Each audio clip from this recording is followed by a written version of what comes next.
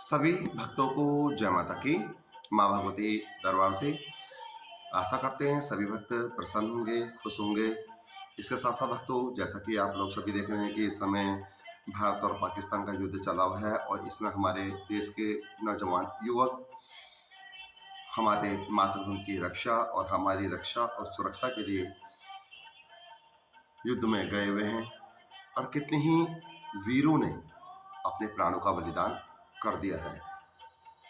ऐसे वीर पुरुषों को, ऐसी माताओं को, जिनके पुत्रों ने हमारे देश की रक्षा और सुरक्षा के लिए अपने प्राणों का बलिदान दिया है, ऐसे भक्तों को बार बार नमन।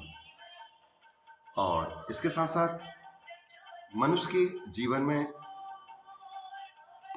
दर प्रतिदिन, नित प्रतिदिन परेशानी गूंजती रहती है। उसके बाद भी वो मनुष्य शुभ और अशुभ संकेत में पड़ा रहता है। जैसा कि कहा जाता है,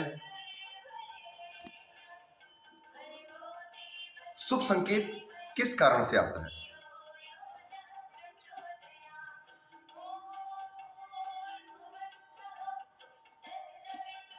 अगर जिस प्रकार के सनातन धर्म में ब्रह्म मुहूर्त 3 से 5 बजे का माना गया है, क्योंकि 3 बजे से 4 बजे तक ऋषि स्नान माना जाता है। उस समय ब्रह्म मुहूर्त की का पहर चालू हो जाता है। अगर आपकी निद्रा 3 से 5 बजे के समय खुल जाती है तो ये आपके लिए एक शुभ संकेत है और कहीं ना कहीं आपके घर के इष्ट देव, आपके घर के कुलदेव या आपके घर की कुलदेवी, जिस भी देवी देवता को आप पूछ रहे हैं वो आपको कुछ अच्छा परिणाम समझाना चाहते हैं।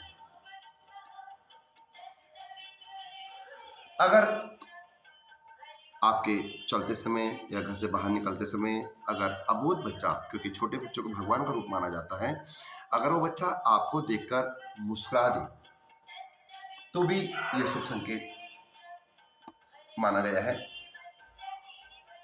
पुरुषों का दयांग और महिलाओं का बायांग फड़कने लगे तो यह भी शुभ संकेत माना जाता है। अचानक दरवाजे पर गाय का आ जाना और गोबर और गौमूत्र का करना, ये भी आपके लिए सुखद परिणाम है।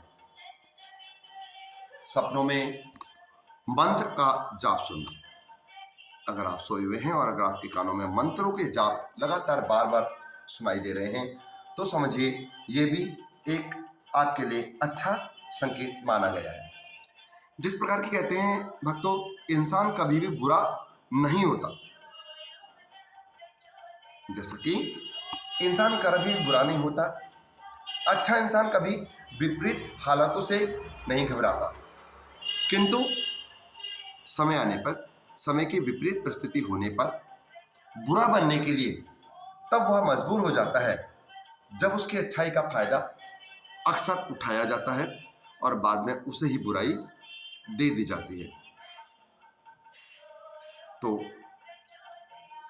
ऐसे समय में इंसान का बुरा बनना स्वाभाविक होता है, क्योंकि कहा जाता है कि परमात्मा कभी भी किसी का भाग्य नहीं लिखता। परमात्मा कभी भी किसी का भाग्य नहीं लिखता। जीवन के हर कदम पर, जीवन के हर कदम में हमारी सोच, हमारा व्यवहार और हमारे कर्म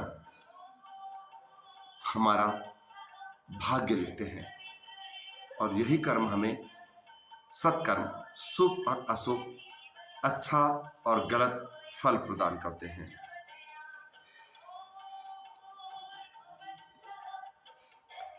तो कोशिश करनी चाहिए अपने मन, वचन और वाणी से किसी भी व्यक्ति को कष्ट नहीं देना चाहिए।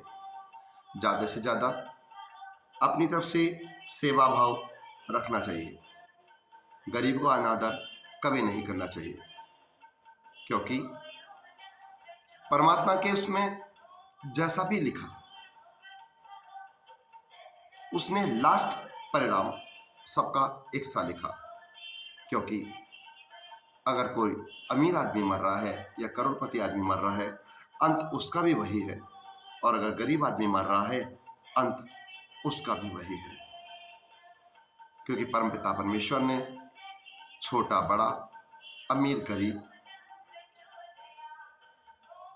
इसका कोई भी कारण और प्रतिकारण नहीं बताया गया है।